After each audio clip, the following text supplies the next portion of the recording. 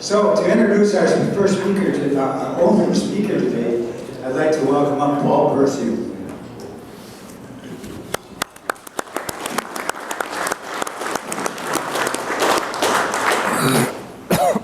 Thank you for allowing us to be here. My name is Paul Percy. I'm here in my capacity as chairman of the board for Venture Academy.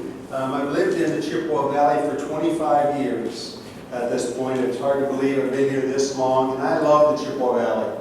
I care deeply for this place, the people who live here. I believe God created me to invest my life in loving and serving this community as a pastor, as a leader in a lot of different endeavors and enterprises, and just making this place better. I've been a pastor for over 35 years, but of all the things that I've been part of, there are very few things that I'm excited about as what we're doing with Venture Academy.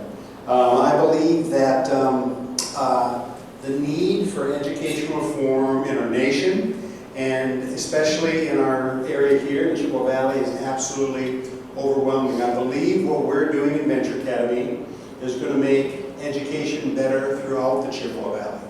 It's actually going to change the standard for what it means to have great schools. I did not want to start a school. It's way too much work.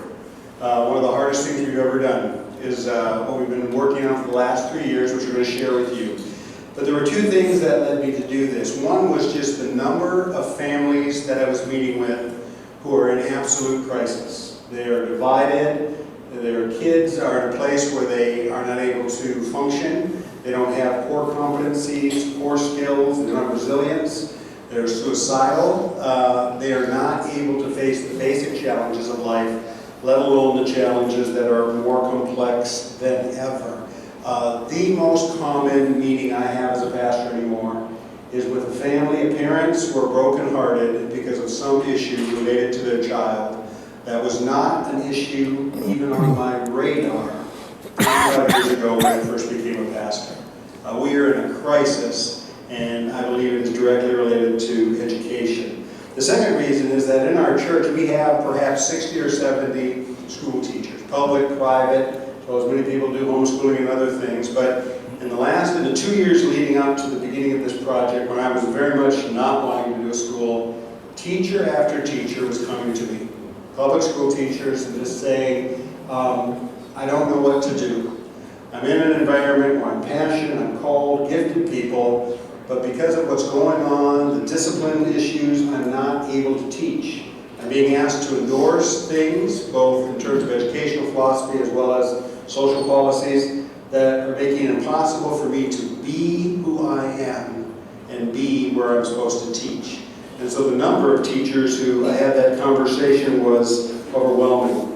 And as I started talking with some other community leaders, some people in the business community, what they were experiencing and trying to hire and get jobs, as well as parents, as well as other community leaders, a group of us came together and reluctantly, prayerfully asked God, you don't want us to do something about school, do you?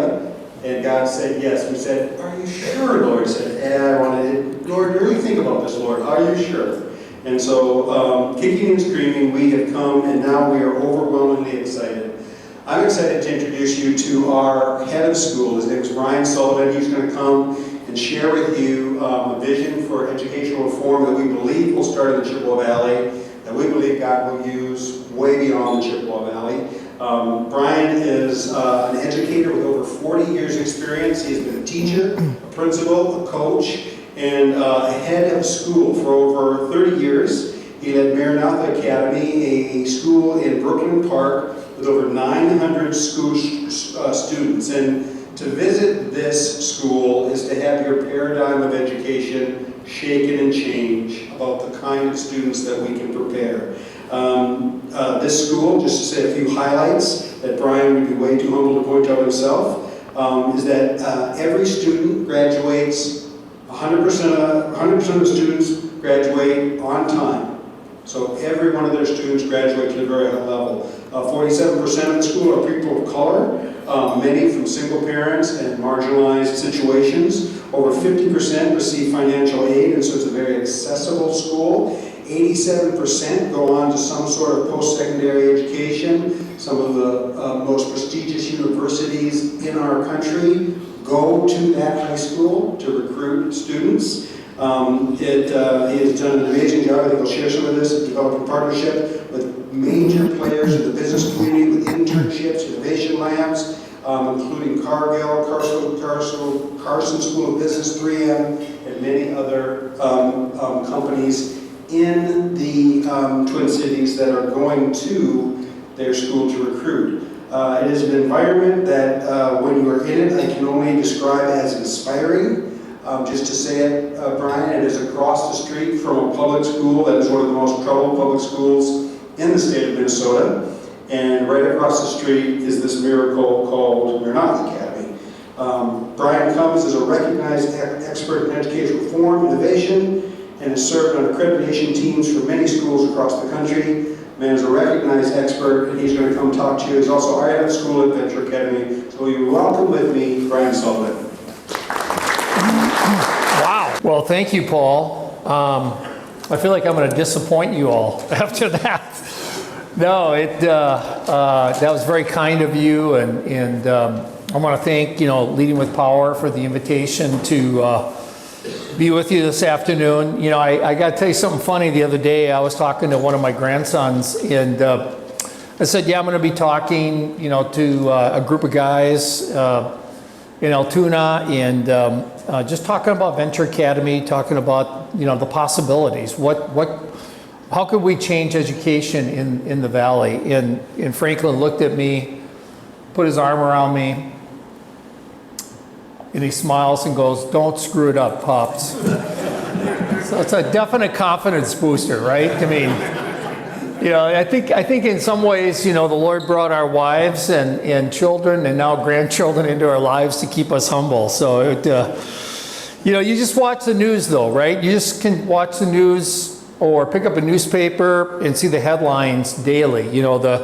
There's the flavor of the day crisis, whether it's you agree or disagree on climate crisis, there's an economic crisis, there's a border crisis, and I know I just probably triggered some acid reflux in some of you guys, maybe a little bit of heartburn, and for that I apologize. But I want to talk about a fourth crisis this afternoon, and that's an education crisis. And it's not about natural resources, it's really about the tragic waste of human resources. And human resources that I think represent our future. And that is that crisis of education. And specifically the implications it has for our children, our grandchildren, and generations beyond.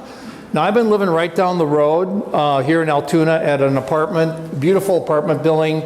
And I've become kind of the weird uncle in the building, right? They're all 20-somethings in that building, married 20-somethings, and so I'm like the RA, right? The dorm RA, and the weird uncle in the building. And so the last couple months, as I've gotten to know my neighbors, I've just done a little bit of informal research, and I've arrived at some interesting conclusions. It's not scientific, right? It might be borderline absurd, but bear with me, okay?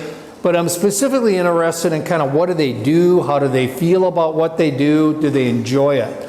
And these, there are about 15 to 17 couples that are in my study group. They don't know they're lab rats in my study. But the amazing thing is, though, and the tragic thing is that the majority of them don't like what they're doing.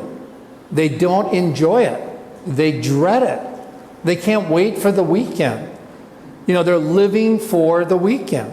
And in contrast, there's a very small percentage of couples that I talk to in the building that really they love what they're doing. They describe it in terms almost like a spiritual calling. It's the essence of their lives, right? But they represent a very small, minority of my neighbors.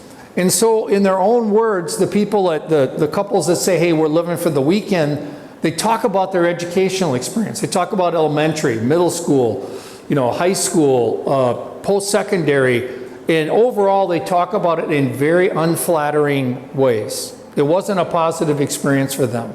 And so I'm curious about this as an educator, so I probe even deeper, right? And in more words, they say that, hey, we were forced into this kind of mechanized process, this conveyor belt of education, right? Where we were conformed into this mold that we go to school, we go to elementary school, go to middle school, go to high school, we go to college, we get a job, we get married, and then what? 40 years of what? And so even though, I think, my explanations are quite informal, and maybe the study is a little absurd, I do believe that education is high among the contributors to this. And just to some degree, I think school dislocates children and students from their natural talents, their curiosities, and their abilities. Another much more legitimate study, much more legitimate than mine, was paid for by NASA. And so the study and the assessment was to identify engineers and astronauts who could be creative innovators, right? NASA recognized that the imagination was one of the drivers of creative thinking, creative problem solving, and real innovation. So if you're in a spaceship, you're 250,000 miles from Earth, right? And something breaks, what are you going to do? I mean, there's not a moon depot, right? There's not a Mars depot. You've got to creatively problem solve. You've got to innovate in the moment. And they hired Dr. George Land, and he's considered the father of enhancing creative performance. And he wrote a great book. If you're looking for an interesting read, it's called Breakpoint and Beyond. But the test was quite simple. It's a very simple test. How many uses can you come up with for a paperclip? How many uses? 10, 20, 100, 200? And what they did is Dr. Land and his team conducted the research with 1,600 children starting at age 5 or kindergarten. It was a longitudinal study. So they retested the same children at age 10. They did it again 5 years later at age 15. And then they tested those same children who are now adults at 31. And they added another 1 million adults to the study at 31. And they determined that if a child or an adult can come up with a certain number of use cases for a paperclip, they would meet the criteria to be a creative genius, an innovative genius. So let me ask you guys, how many children at age 5, this is kindergarten, were considered geniuses? What do you think? What is the percentage? 40%? 30%? What do you guys think? 2 or 3%? 2 or 3%? 5%? 6%? Okay. 60%. All right. Good. The percentage was 98%. 98%. Now, how many children 5 years later at 10 were geniuses? 60%? 40%? Again, the percentage is 30%. Now, the study is looking for creative innovators. The study is looking for creative problem solvers in a pool of 1,600 students. At age 15, what's the percentile, you think? 2. You're catching on. You're catching on. This is a very sharp audience, right? 12%. 12%. Now, what about the 1 million adults? The 1 million adults who predominantly went to college. Overwhelming majority of these adults went to college. 2%. 2%. Now, if you're a business owner, or if you're in a position where you're hiring talent for your business, you're competing for 2%. You're competing for that 2%. So Dr. Land says when the study ended, NASA, educators, and the researchers were incredibly discouraged. See, the 19th century Industrial Revolution model had done its job. As a factory for people, it had educated out the ability to look at a problem and create an innovative solution to that problem. And I think you'd agree with me, the great designer has hardwired our children, our grandchildren, and us as men with this creative generator, right? Just in case we encounter a problem. Just in case we need to come up with a new and innovative solution.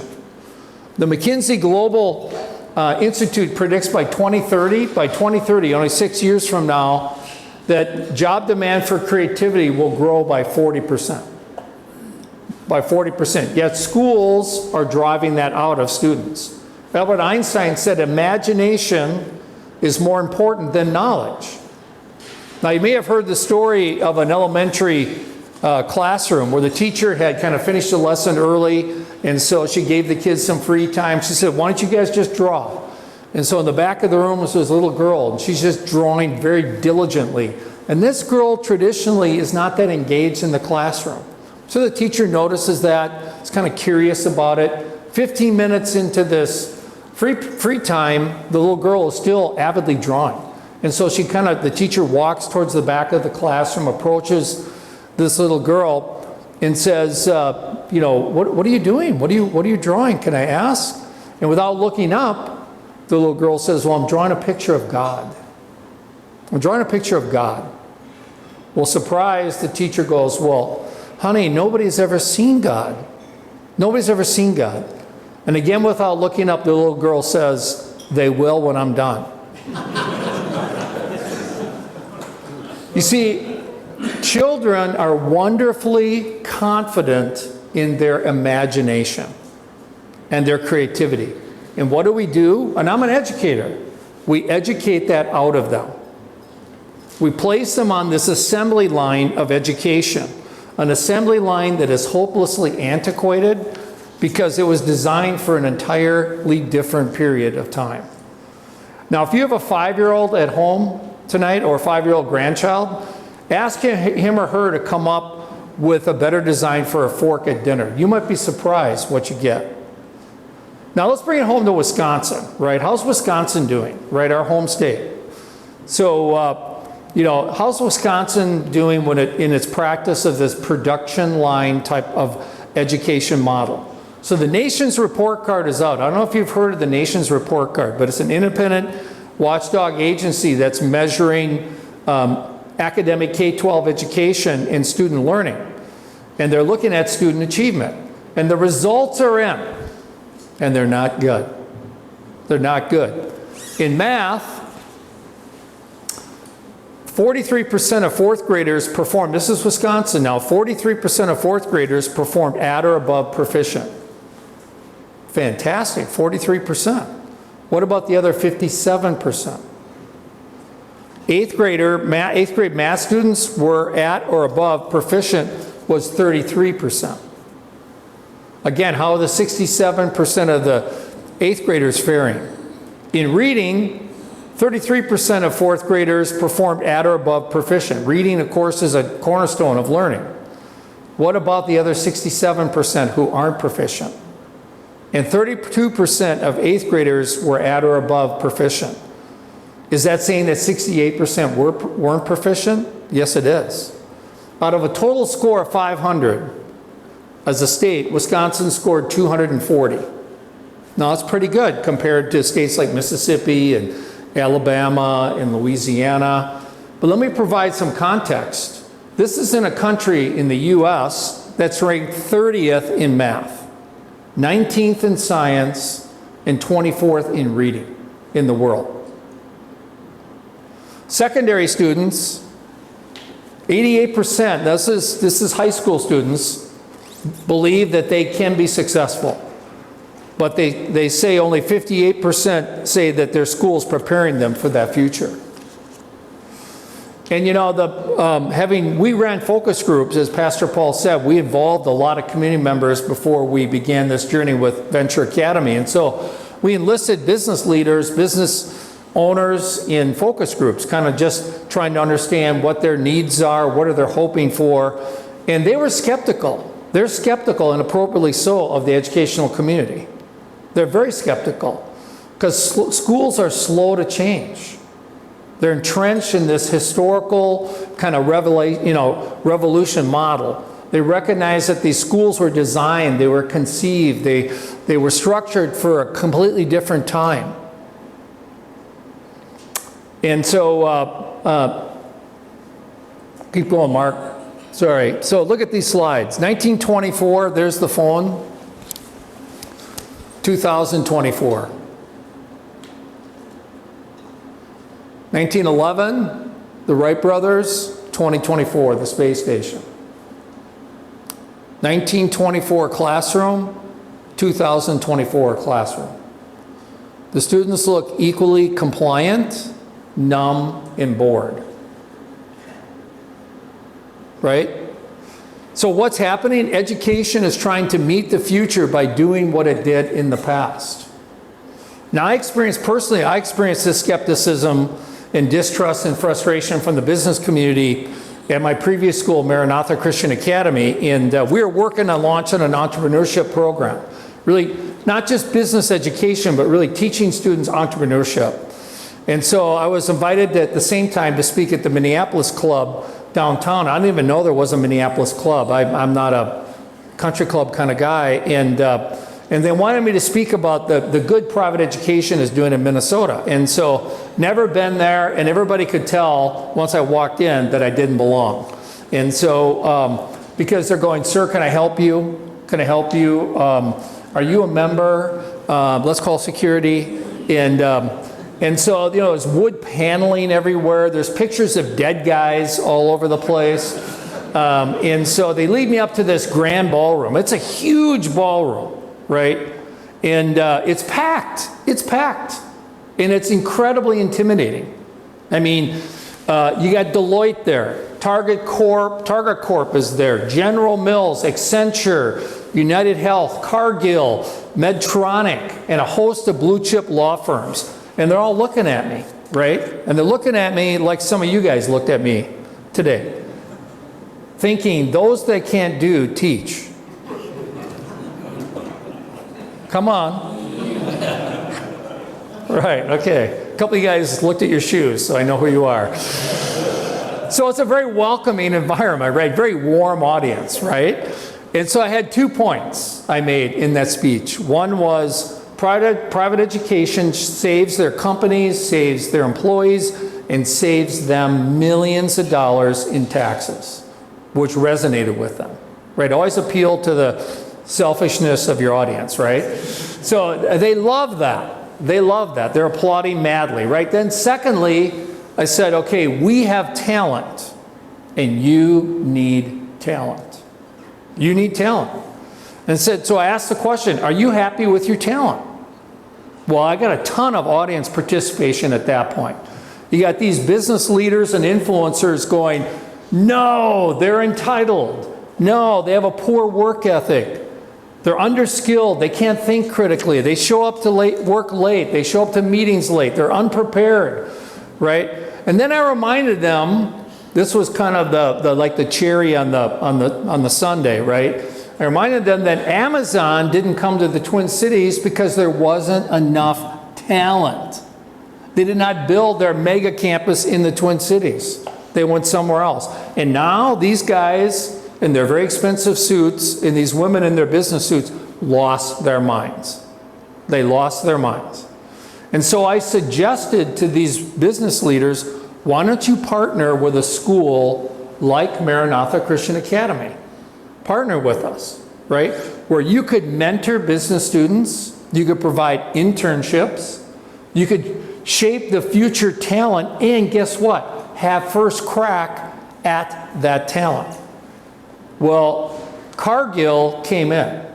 Cargill, into a Christian school in Brooklyn Park, Minnesota. Cargill came in. And because Cargill came in, General Mills came in. Because General Mills came in, United Health came in. Because United Health came in, Medtronic came in. And so on and so forth. We built an entrepreneurship center that was completely sponsored by a tech company. Well, we launched business design classes where companies provided a business mentor that would work with teams of students that are creating a business, writing a business plan, putting together a pitch deck, and so on. We created internship opportunities where students were embedded in actual projects on corporate campuses. One example of that is we had 2 students on a project with Kimley Horn, which is a very prestigious civil engineering firm in the Twin Cities. And the project was doing a feasibility study for the Minnesota Department of Transportation to determine the feasibility of light rail from downtown Minneapolis to St. Cloud. That culminated in a presentation in the executive boardroom of the Minnesota Department of Transportation. Now, how do you think that looked on those students' resumes? Awesome. One of those students, their parents never went to college. One of them was incarcerated, because I'm in Brooklyn Park, Brooklyn Center, right? The other student, his parents graduated from high school and did 2 years of college. Both of those students, one went to Stanford on a full ride, the other went to Harvard on a full ride. You want to talk about a barrier breaker? Those are barrier breakers for kids. Then we hired a speech teacher. We didn't just teach, speech traditionally. We hired a guy that trains people, that does TED Talks. So the class was called Talk Like TED. How to talk like TED. And so students are trained in an elevator speech. They're trained in a 15-minute presentation, 10-minute presentation, how to design a compelling pitch deck. The business design class culminated in a Shark Tank, right? And so we hosted the Shark Tank in the Entrepreneurship Center. Well, these companies basically said, well, let's reach out to Carlson School of Business on the University of Minnesota campus, top 10 business schools in the U.S. Now our Shark Tank is being held in the 3M auditorium at Carlson School of Business, and you have a legitimate venture capitalists. These kids are pitching their ideas to legitimate venture capitalists. Now we're talking sophomores, juniors, and seniors in high school. The takeaway there was I had the CEO of Big G, which is one of the largest divisions at General Mills, and the guy was staying in our Entrepreneurship Center and in Brooklyn Park, Brooklyn Center, right? And so if you know Brooklyn Park, Brooklyn Center, it's a tier 1 suburb. It has the 3rd highest crime rate in the Twin Cities, all right? He's standing in my Entrepreneurship Center, and we have to have armed security at Maranatha. We have armed security at Maranatha, okay?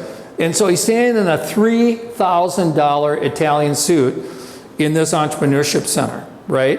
And he says to me, Sullivan, you're smart. You're smart. And I'm like, well, thank you. Okay. And he goes, General Mills supports every liberal cause in Minnesota.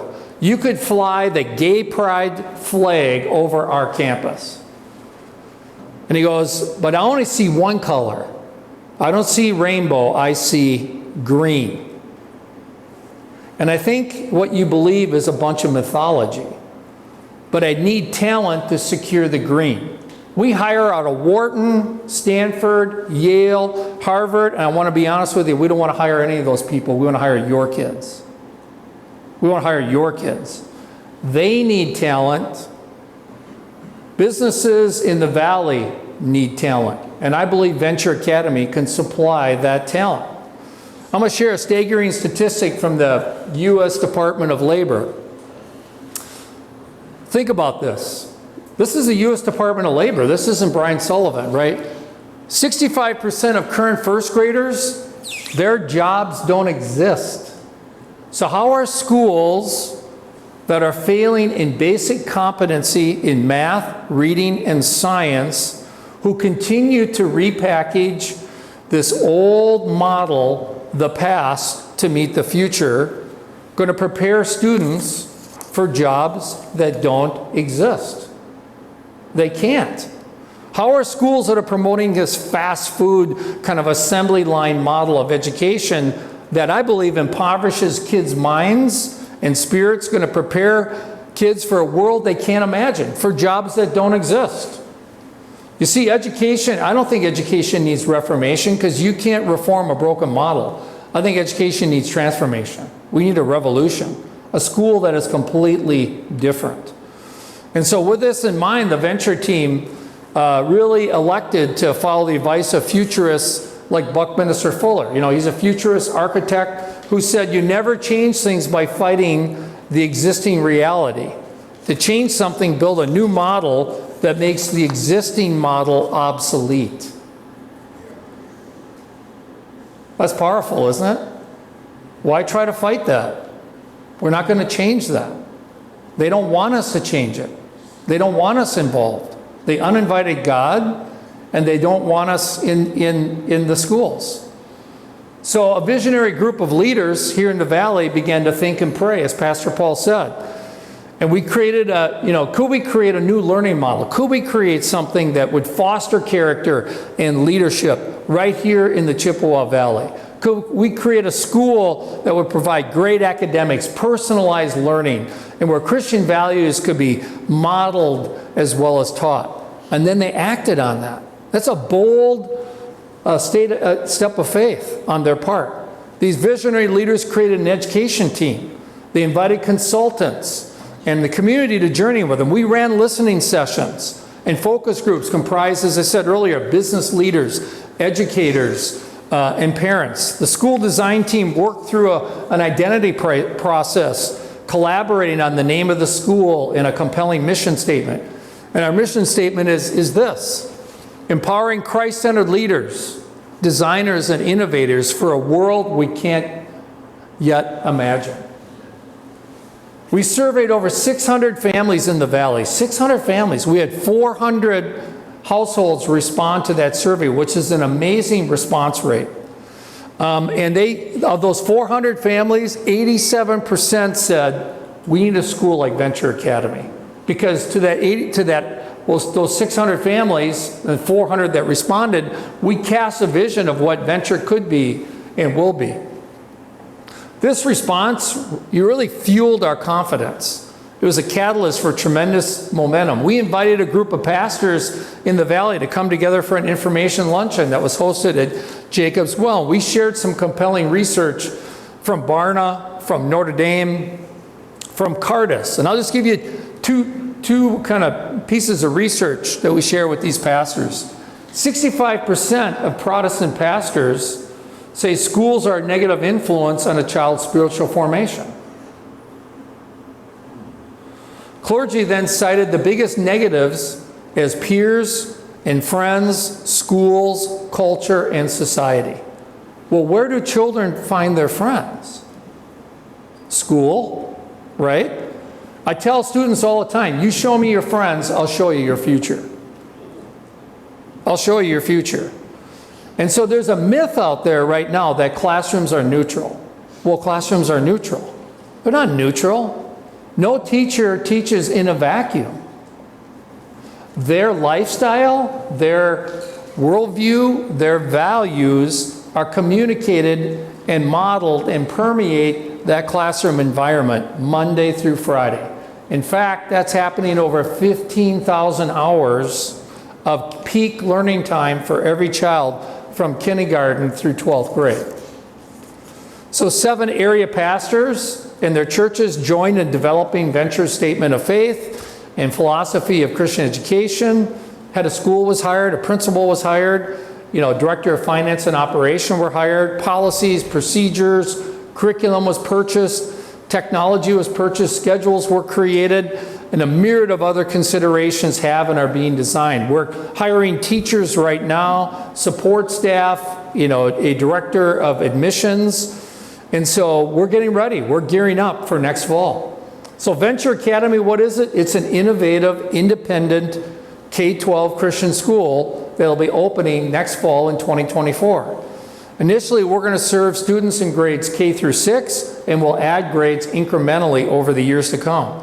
And students at Venture are going to learn from a Christian worldview and have the freedom to explore their God-given gifts, calling, and abilities.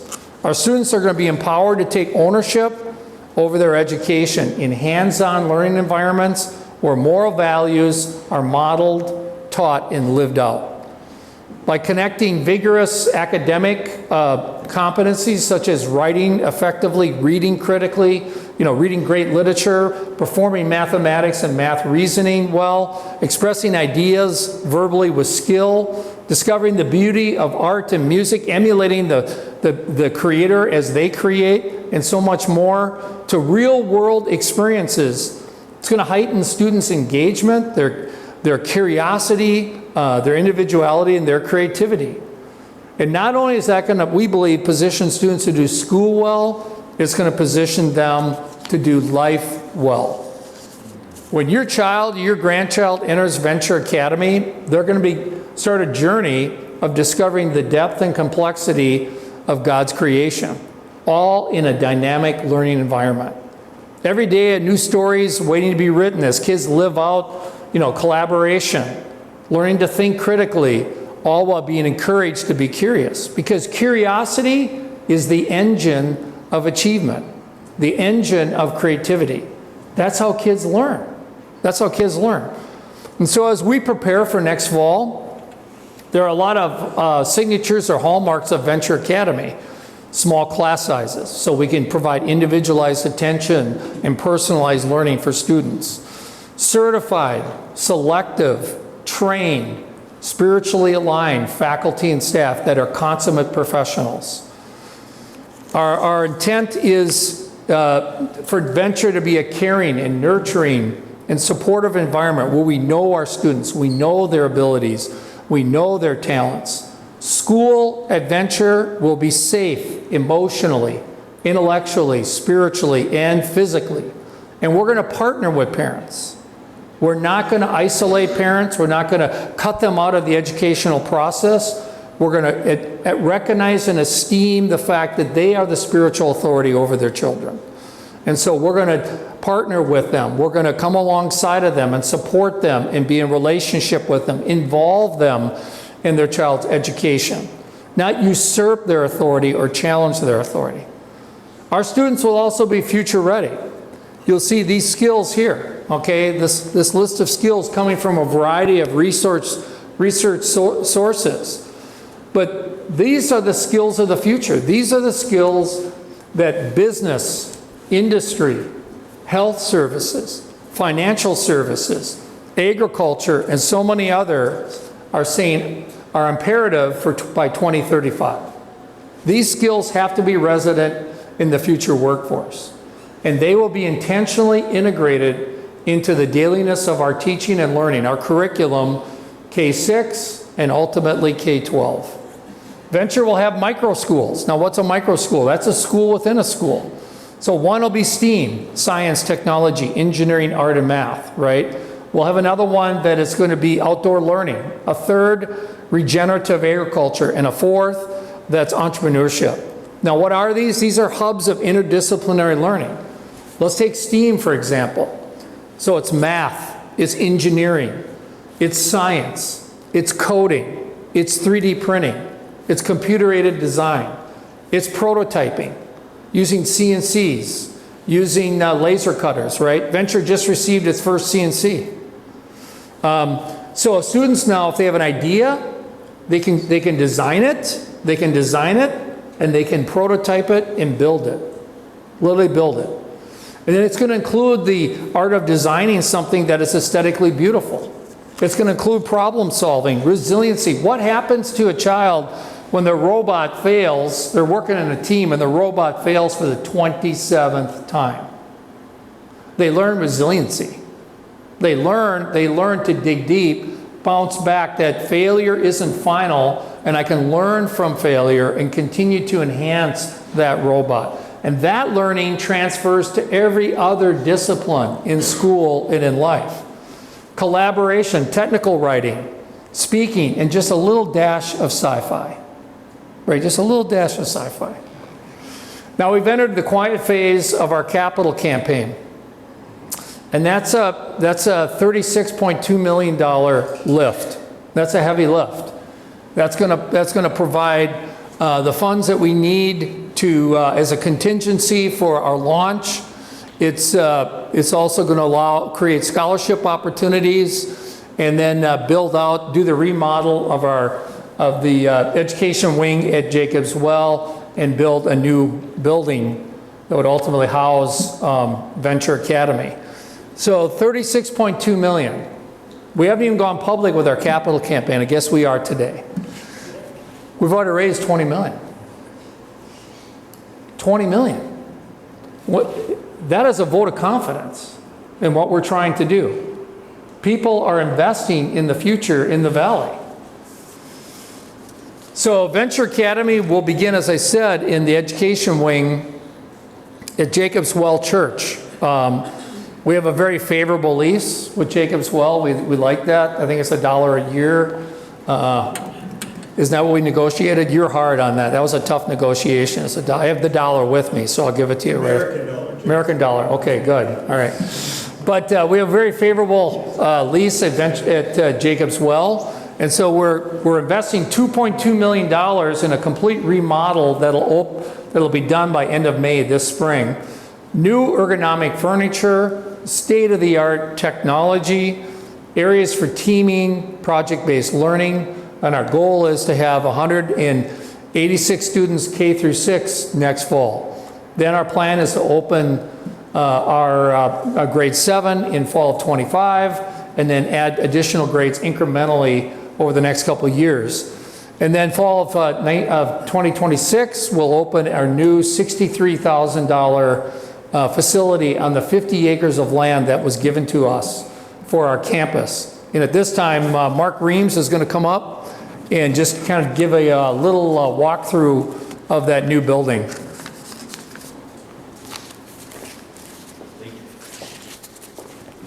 Thank you, Brian. Anybody finding some hope in what Brian's talking about there? Thank you. So I'm just going to correct one thing. I don't think it's a $63,000 building. 63,000 square foot. Yeah, it is. So it's going to be a little bit more than that. And then the other piece is, Paul and I were talking about that dollar lease is now with where the dollar's at, it's about a 68-cent lease now. And so, that's what's happening out there, right? So that's the fun things that are going on in our society.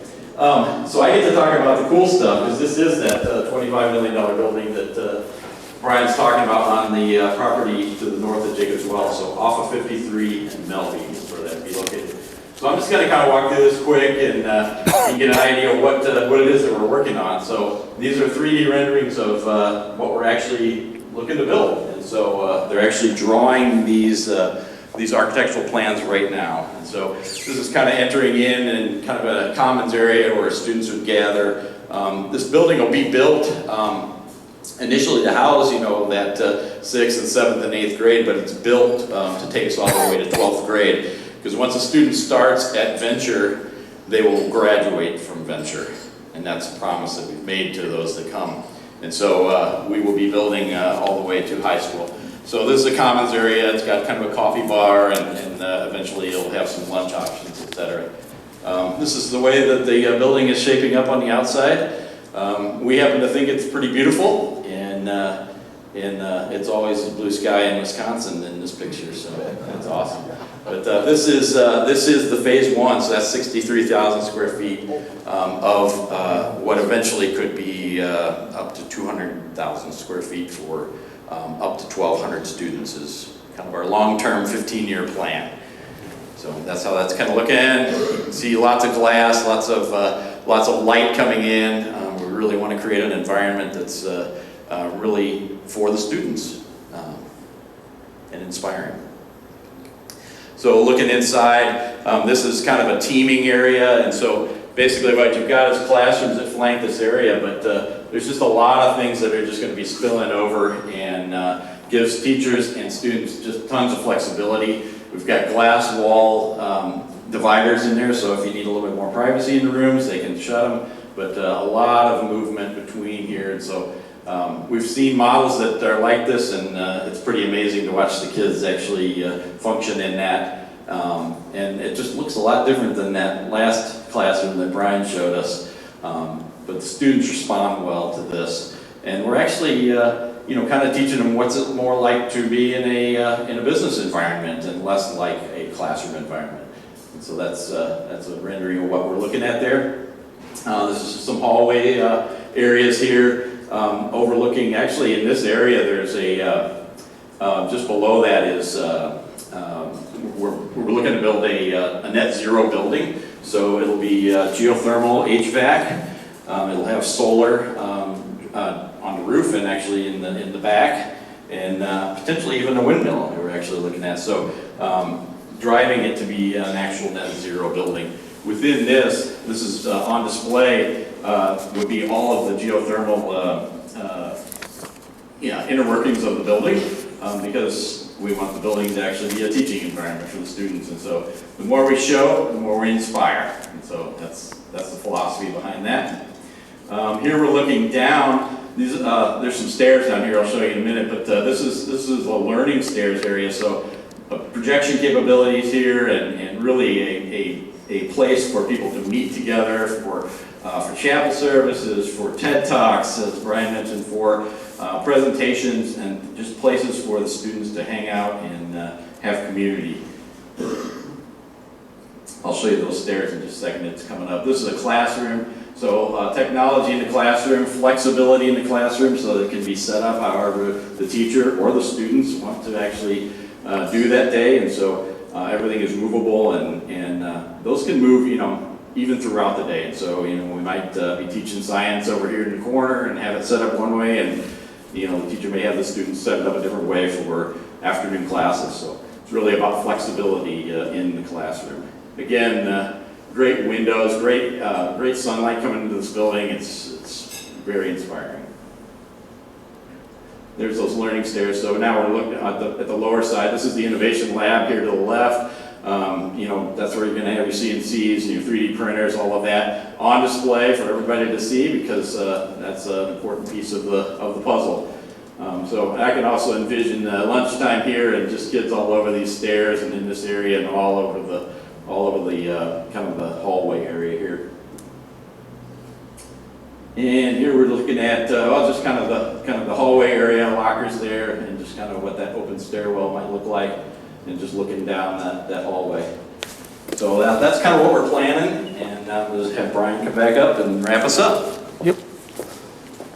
So thank you, Mark. As we wrap up, I just have a couple comments. Death Valley, is one of the hottest and, driest places in America. I mean, in the winter of 2004, 2005, it rained, and it rained a lot in Death Valley. And to everybody's amazement, that spring, the entire desert floor was carpeted with wildflowers. And so the reality is that Death Valley is not dead. It's dormant. It's dormant. Right below the surface of that dry, parched soil are the seeds of life and the seeds of possibility. It's just waiting for the right conditions so it can come to life. At Venture, we're going to change the conditions. We're going to nourish the minds, the souls, and the spirits of our students. We're going to give students a sense of the possibilities, which are limitless. We're going to provide them with a broad range of possibilities. We're going to cherish them and value them, as well as our teachers. We're going to champion creativity. We're going to champion curiosity and innovation. And the right conditions where our students can encounter God and grow in a real and unshakable faith in Jesus Christ. Now, my job as a school leader, simply put, is what? Climate control. Climate control, working to create a climate for these possibilities. Thank you, gentlemen, so much. God bless you.